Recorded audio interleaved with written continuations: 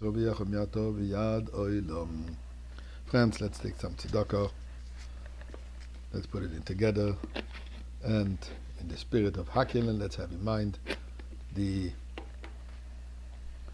Henya, Bas, Brachot, Varelei, and all the others who need Refuah and Yeshua, and all of us who need the ultimate Yeshua. I want to share with you an interesting observation. I think interesting. We're in the middle of the month of Kislev, more or less in the middle, the 17th day of the month of Kislev. 17, Toiv, good.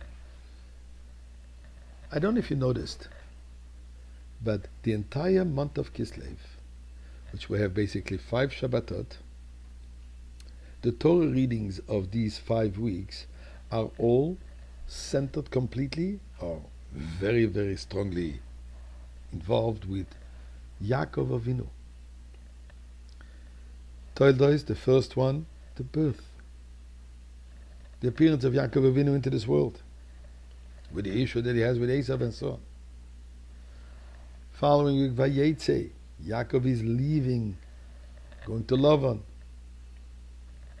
Vayishlach, we just read this Shabbat.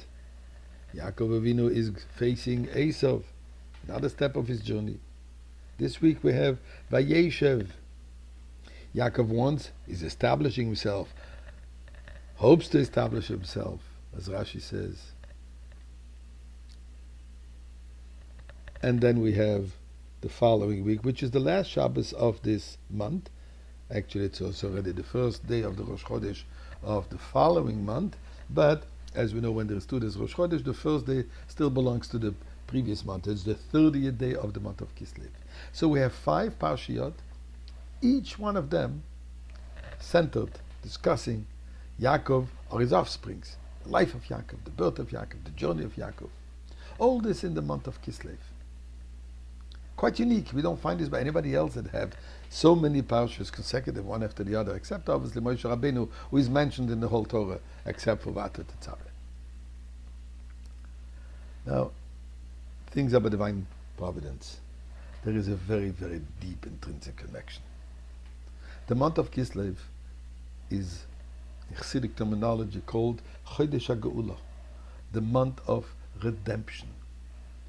We have numerous events in this month, all of them the concept of redemption. Rosh Chodesh Kislev was the day where the Rebbe was finally, quote unquote, freed from his personalized hospital room and was allowed to leave this room, go home. The 9th and the 10th of Kislev is the Geula, the redemption, the release of the Mitteler Rebbe, the second of the Lubavitch Rebbes, from his imprisonment, and also his Ilula. The 14th day of Kislev is the day when the Rebbe married the Rebbetzin, and as we spoke last week about it. The 19th and the 20th of Kislev, that's tomorrow night, is Rosh Hashanah L'Chassidus. It's called Chag HaGeula, the Yom Tov of liberation of the Alter Rebbe, the Baal HaTanya. And hopefully we won't have to talk about it because we will be celebrating already the Beis HaMikdash. But if yes, if Chas v'Shalom not, we'll have the opportunity to talk about it.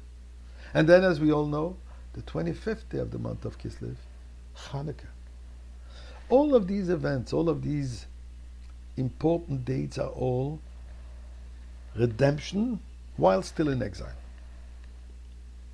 Aspects of godly revelation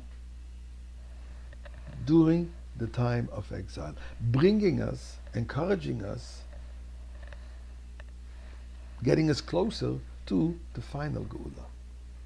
Now this is in the 3rd. How so? Kislev is the 3rd month of the year. We start with Tishrei, Cheshvan, Kislev. It's the 3rd month of the year. Similar to have, when we receive the Torah, it says we received it in the month of Sivan, which is the 3rd month according to the monthly cycle. And as it says over there, the 3rd is a very important concept. As it says that we received the Torah on the 3rd month, to the Torah which in itself is divided into 3 Torah Nevi'im Ksuvim, given to a people that are divided, represented by 3 Kohen, Levi, Yisrael, and as our sages tell us, there are many more aspects of the three. Moshe Rabbeinu, who was the third child of Amram and Yochebed. Similarly, the month of Kislev is the third month of the beginning of the year, as I just mentioned. Tishri, Cheshvan, Kislev. The three represent what we are waiting for, the third Beis Hamikdash. Avram Avinu gave us the first, Yitzchak gave us the second, and Yaakov is giving us the third Beis Hamikdash. And therefore, since Yaakov is the reason for receiving the ultimate redemption, he is featured, so to say, throughout the entire month of Kislev. We learn, we live, we relate to Yaakov Avinu, his journey, so that we should personalize it. We should live it this way and actually merit the final redemption today in the month of Kislev.